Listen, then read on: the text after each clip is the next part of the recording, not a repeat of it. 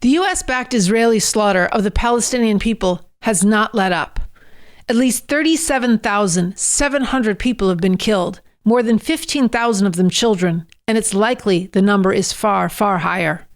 Over 500,000 people are starving.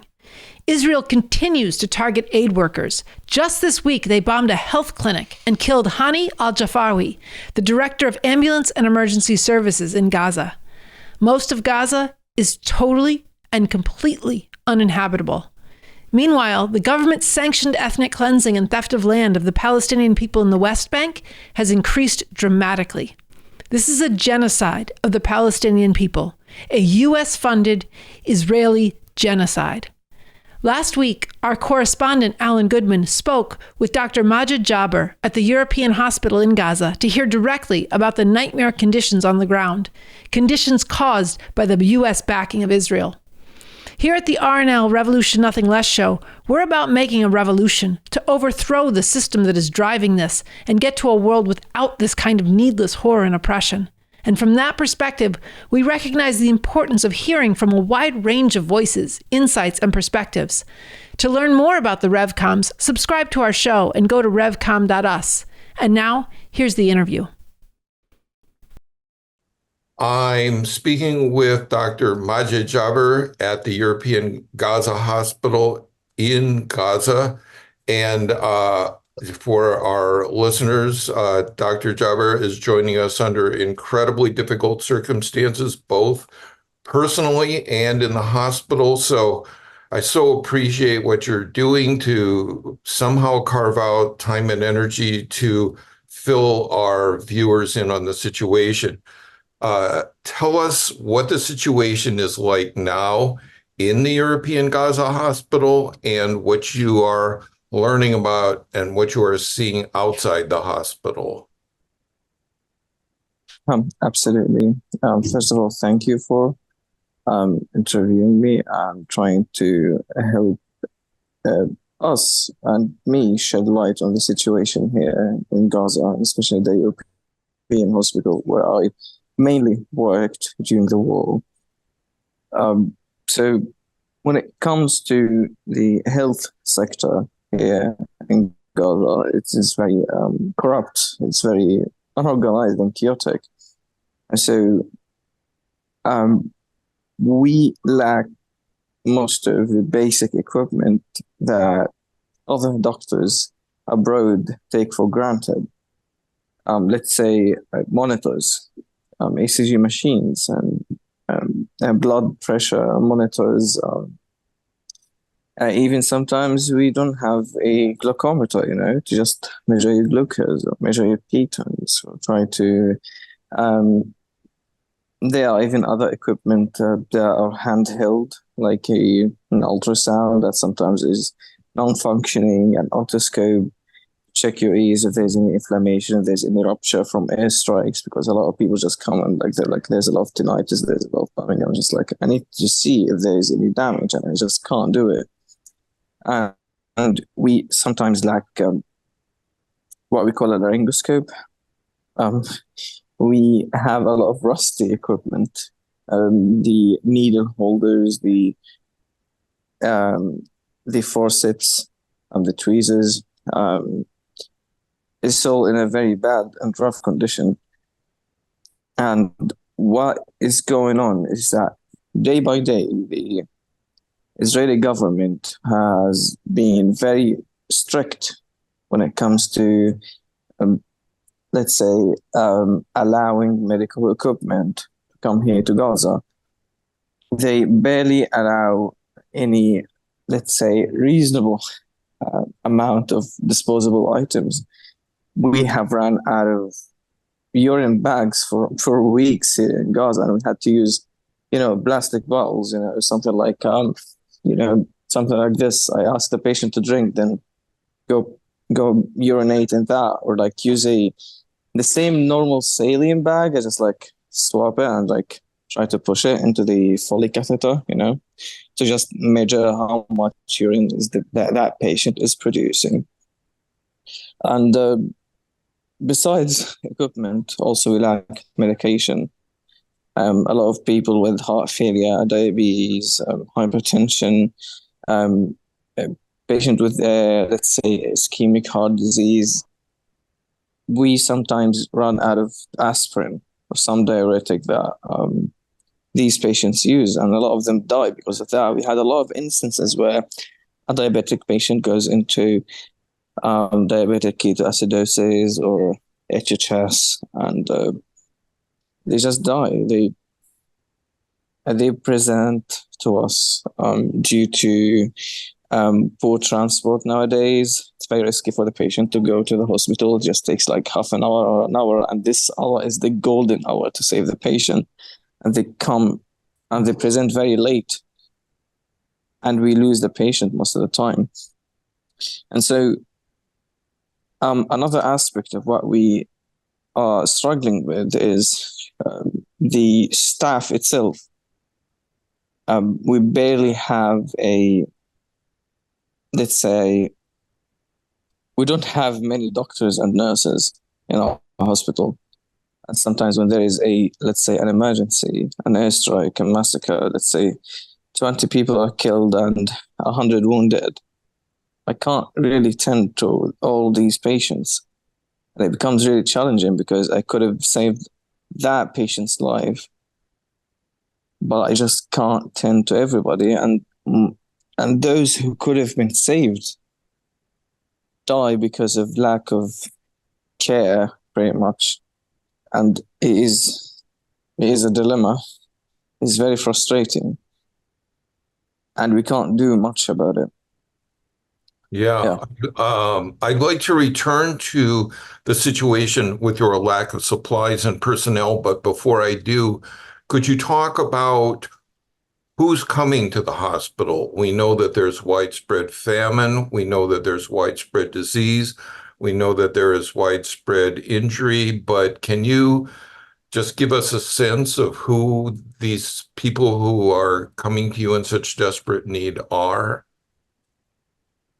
Absolutely. We have a lot of cases of malnutrition, especially very old people with very heartbreaking stories. You see this mother who lost all her children, father who lost his wife and those who take care of him.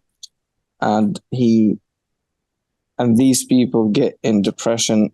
They're not very compliant with their medication.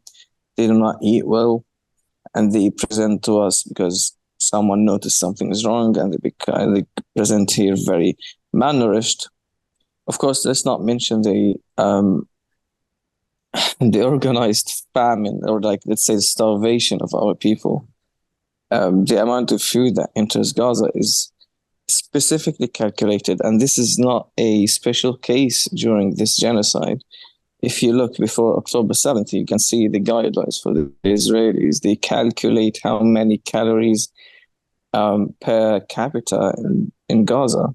And this is very scary if you think about it. And now it has become way more severe. And so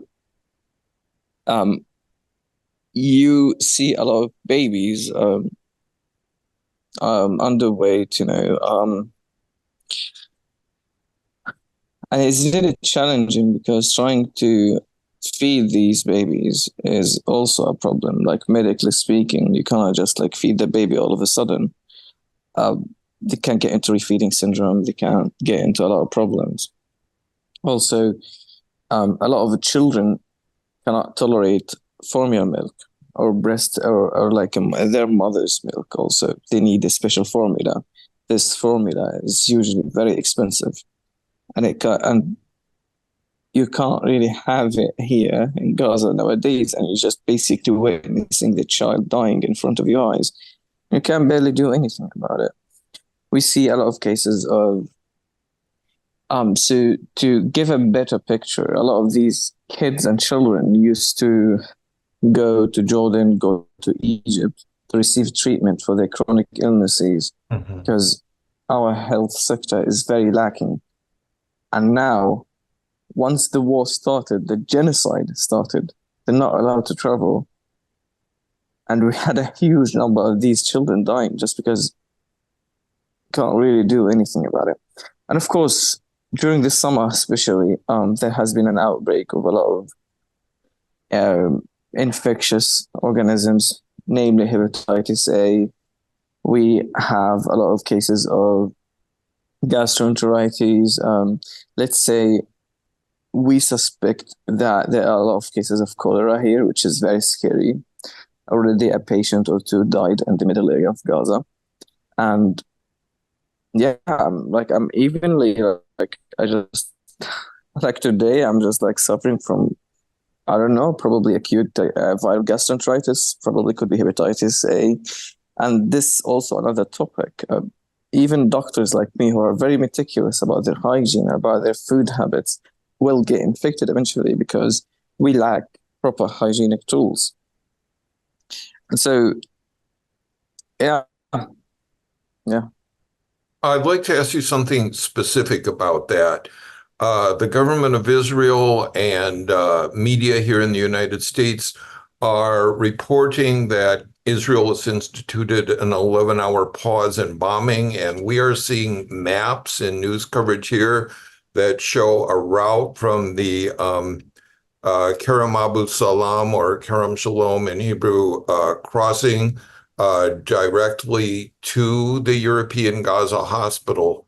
What is the actual situation in terms of that pause and reports that more aid is going through? What is the actual situation there? Well, so I personally do not believe or rely on Israeli information when it comes to a safe area or not.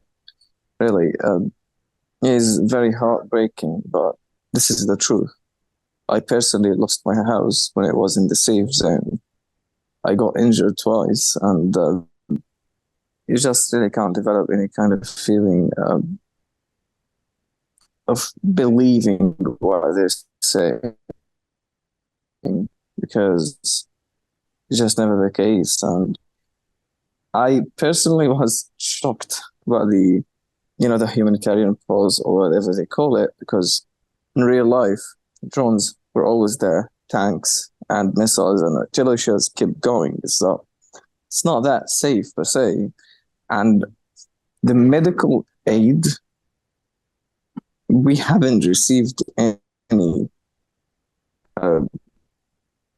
barely anything. Of course, there are some foreign doctors from medical delegations that come and pass through Kerem Abu Salam crossing, but we're talking about like 3-5 doctors only, and they can't do so much because they are allowed to only carry 2 suitcases and 1 backpack, most of which are not medical equipment.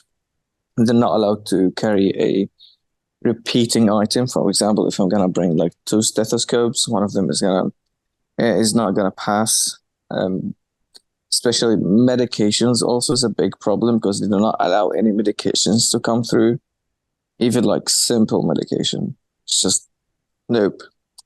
And so these doctors that I've talked to, those who came here recently, are very frustrated because they brought a lot of expensive items. They brought a lot of medication, and they even contacted me to ask for feedback. Okay, we need this, we need that.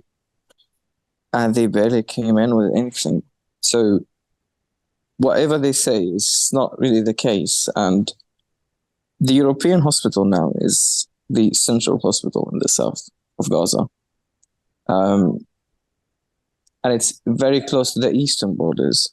Let's say if the Israeli forces wanted to, let's say, encircle or invade this hospital, it only would take 10 minutes. And so it is very risky for most doctors to come here. And this is one of the reasons why they are very understaffed, because everyone's just afraid of their lives. But at the same time, this eastern area, this eastern front, has a lot of people living here still, a lot of refugees and displaced people. And so it is also an obligation for people like us to stay here and try to provide as much healthcare as humanly possible, even though we are not able to reach a standard of care fit for humans. It's very frustrating, really. Yeah.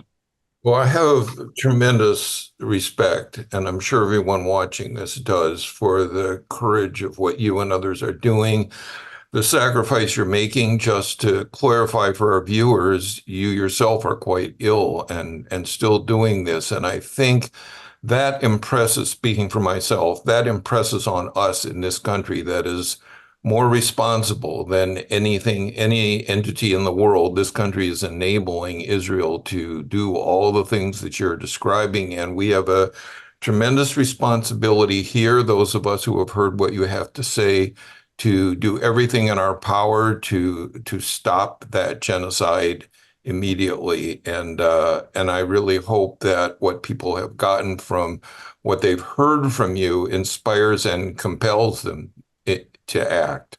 So thank you so much for the sacrifice you're making and the particular sacrifice you made to do this interview. Is there anything you wanted to say before we go?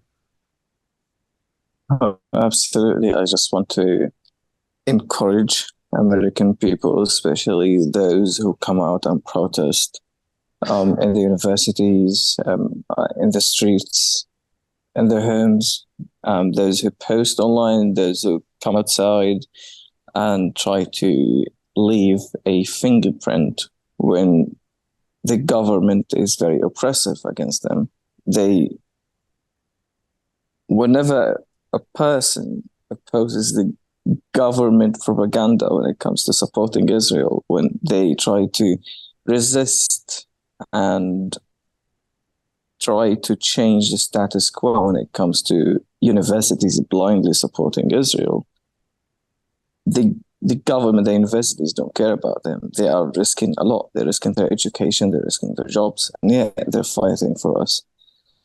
And I just want to say that thank you so much for that. And I'm truly grateful. I know sometimes shows, or it seems as if there is no impact, but there is. We're not going to see a quick change, but if people are brave enough now to fight for us, if people are willing to speak up for our cause, then there is hope for a change. And Rome wasn't built in a day. And same case for us right now. And with the help of people like you and those who protest for us, I hope we can see brighter days in our lifetime. Yeah. Thank you so much, Aaron. Thank you, Dr. Jaber, and take care, and we'll stay in touch.